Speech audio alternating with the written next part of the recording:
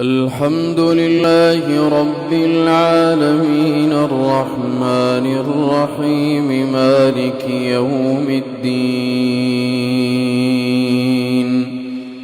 إياك نعبد وإياك نستعين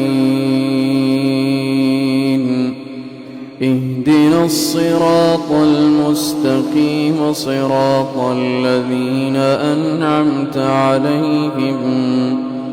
غير المغضوب عليهم ولا الضالين آمين. وتركنا بعضهم يومئذ يموج في بعض ونفخ في الصور فجمعناهم جمعا وعرضنا جهنم يومئذ للكافرين عرضا الذين كانت أعينهم في غطاء عن ذكري وكانوا لا يستطيعون سمعا أفحسب الذين كفروا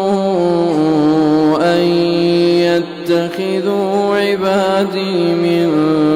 دوني أولياء إنا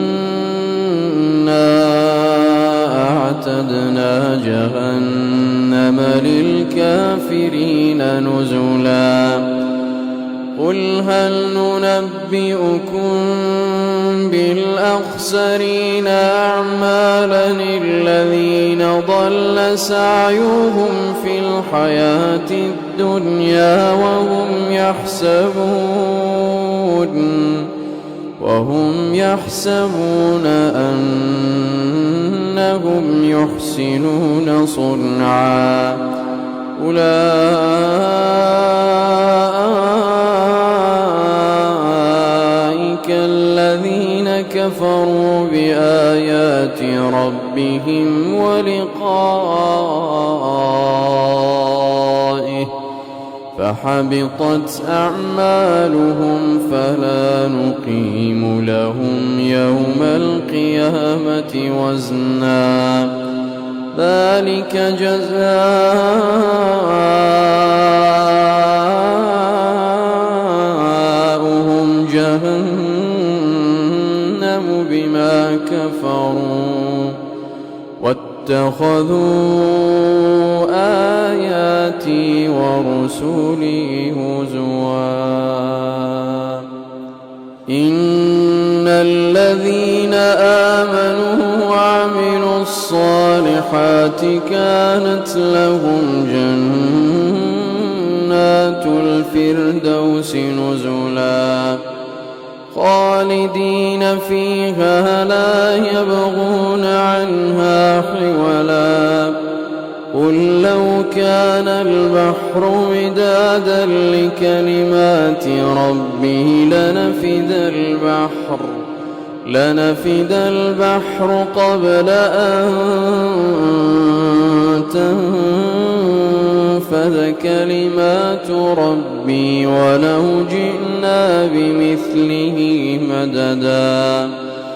قل إنما أنا بشر مثلكم يوحى إلي أنما إلهكم إله واحد فمن كان يرجو لقاء ربه فليعمل عملا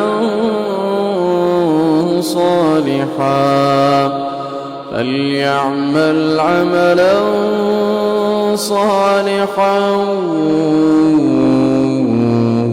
ولا يشرك بعبادة ربه أحدا.